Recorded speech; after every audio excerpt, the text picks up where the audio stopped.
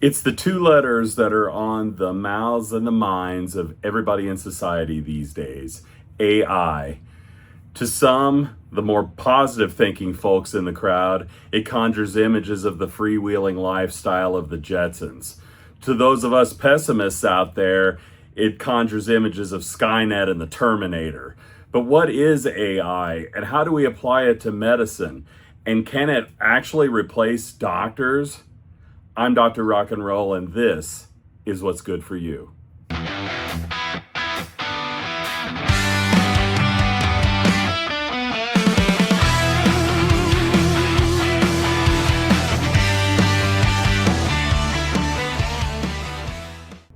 If you want to put a lot of unnecessary pressure on a band or artist, proclaim them the next fill in the blank. That's what the record company did with the Knack, proclaiming them the next Beatles. And initially it seemed prophetic because they had a huge hit with the song My Sharona. But quick quiz, can anyone name any other songs that the Knack did? Most of us can probably resoundingly say no. They succumbed to the pressure of expectations, and as a result, their writing suffered and they did not evolve along the same trajectory as the Fab Four. Now, the band Hanoi Rocks, a Finnish glam metal band from the early 80s, didn't have the weight of such expectations. They had the world on a string. Their first album was getting ready to come out, and they were Guns N' Roses before Guns N' Roses was Guns N' Roses. However, their drummer Razzle died in a fatal car crash at the hands of a drunk Vince Neil. Vince Neil got off with an extraordinarily light sentence considering he committed vehicular manslaughter, but Hanoi Rocks really never recovered from it. And then when you talk about bad luck, sometimes it's just bad PR. Ask Terence Trent D'Arby when his debut album, The Hard Line According to Terence Trent D'Arby, was released. He said in an interview that it was the best album that had been released since Sgt. Pepper. You want to get a bunch of music journalists fired up? Start proclaiming yourself greater than you are before you've proven yourself. Needless to say, his second album came out and the critics were brutal. Not even a name change could get him to recover any semblance of his confidence and, quite frankly, the success around him. He was once hailed as the next Prince, but he was anything but princely by the end. The use of AI is all the rage now. Everybody's looking for a way to apply it to their everyday life. I'm seeing AI applications for some of the most ridiculous things, but with medicine, it actually makes a bit of sense, but probably not in the way that people think. AI has been used for all sorts of applications, but it's important to remember that it is just the latest thing. So I'm going to wait for AI to stand the test of time before I am going to totally sell out to what it has to offer. Now, here's the thing about AI in medicine. A lot of patients think that it's going to revolutionize how they're cared for, and it may be, but probably indirectly. It's likely going to change the workflow of doctors far more than it will impact patients directly. I'm thinking mainly of already what AI applications are being presented in our current situation. It's really going to be to reduce administrative burdens for us, which kind of keeps us from devoting our full attention to the patient 24/7. We're looking at applications now to help us with charting, to help us triage which patients need to be seen sooner and which ones can possibly wait a little longer. What I'd like to see AI do is work on verbiage to help prior authorizations get approved for those medicines that insurance companies won't budge or won't pay for. Something else we can use AI for is to look at lab results and see if there are any trends that kind of indicate that the patient is clinically deteriorating. Sometimes that can allow for earlier detection and prevention of things that could cause a lot of problems later on if they're not identified early. You know, I think about complications due to diabetes. I'm thinking about, can we identify that this person is at risk for sepsis before they end up in the hospital? And I think it's important to realize that There's a statement that says AI is a reliable assistant that never gets tired, but makes surprisingly obvious mistakes at times. And if you don't believe me, look at some of the goofy AI images that get generated out there. Here's just a couple, and that's courtesy of a friend of mine who watches the show. Now, it's also important to realize that AI is a tool. AI is not the thing. Just like the best hammer in the world isn't going to help a mediocre carpenter, the best carpenter in the world can get by with a rather pedestrian hammer, but if you put the tool and the practitioner together, that's where the real magic happens. So, it's important to realize that the proficiency of the user will really largely dictate how well the tool is used. For instance, if you have a very pedestrian knowledge of medicine, you may not get the same answers as somebody like me who has 25 years of experience in the medical sciences. I know how to extract information, and more importantly, I know how to process the information and to see if there is actually accuracy to what the AI is claiming. That is a huge advantage, and it absolutely cannot be underestimated.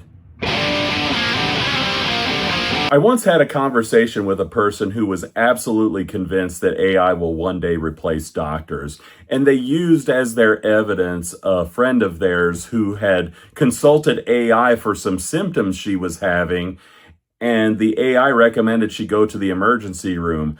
Thankfully, the AI was correct, and she was found to have a heart attack. Now, this person also pointed out to me that her doctors had been blowing her off, and this is why AI is going to be the one thing that people go to in the future.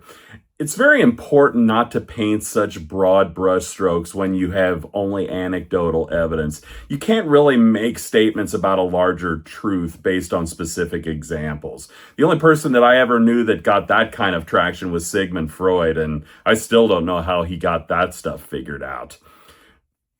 But it just goes to a larger point of, is AI going to replace doctors someday? And I don't think so, and here's why. Patients come to doctors for more than just statistics or answers. They come to us for our judgment. They come to us ideally because they trust us. But more importantly, the human side of us allows for context. You can contextually make different decisions based on the circumstances. Not to mention, the communication we provide to our patients can lead to reassurance. Statistics don't really do that. Statistics are black and white, and there's shades of gray everywhere. And I'll tell you what, when patients come to me, they don't say, well, what is the most statistically proven way of tackling this? They say it like, well, doc, what would you do if you were me? They want recommendations. They don't necessarily want statistics or studies. Now, again, I'm being guilty of my own accusation and I'm painting with broad brushstrokes, but I'm more correct than I'm not in that regard. The other thing about AI that kind of is a red flag to me is there's no accountability for the AI when it's wrong. Who's at fault when a mistake is made? Does the company that make the AI find themselves liable? I don't know how that works. Who explains uncertainty? Because like I said, things aren't black and white. Things are usually shades of gray. And AI is about as black and white as they get. The other thing is, conditions don't always read the book, especially more common things like the cold and hypertension. They can present a variety of different ways. And AI doesn't have that ability to pivot when things aren't going by the book. AI lacks true understanding, too. They can't integrate a patient's values into the decision-making process. And there's a certain hubris with a computer that is confidently wrong and misses context. At the end of the day, I had a friend who once said to me that the more high-tech a society becomes, the more high-touch becomes necessary. We're losing a lot of that human interaction, and maybe that's a byproduct of generations who have just been brought up with texting and social media, and there's no human interaction that is emphasized in the world. But patients, to me, seem to want more of that human connection than ever before. They want to be heard more than they want a doctor that has all the answers. And empathy, trust, and relationships, well, they're just things that are uniquely human, and very seldom do you have a computer with that kind of capability. And if we end up having it someday, we're a long way off from it right now. A few years ago, I had the opportunity to attend a lecture by the author Ted Chiang, whose short story, Story of Your Life, was the basis of the 2016 movie Arrival. He studied computer science at Brown, and he likes to give lectures on artificial intelligence, and the night I saw him was no exception. He seemed to shun the idea that AI was on the verge of taking over humanity and pointed out that the only thing that AI had successfully done superiorly to a human after all these years was play chess. Now, he also pointed out that the reason why the AI won was because they could do more repetitions, because people have a tendency to do things like sleep, eat, and go to the bathroom. Not to mention, AI has been around for years. AI is the basis for every non-player character in every online role-playing game you've ever seen. It's what the computer characters in all of your favorite video games run on. I know some people are thinking I'm a negative Nancy because I have a vested interest in not having AI replace me, but I'm quick to point out to those people that I really don't have a lot of career left to worry about that to any significant degree. Plus, we've been down this road before. There are a lot of things that have proclaimed that they were going to replace us over time, not the least of which being the stethoscope way back when. X-rays were supposed to replace us. The ability to know things about the body's chemistry from blood tests was supposed to replace us. CT scanners and MRIs both boasted that they were going to replace us someday.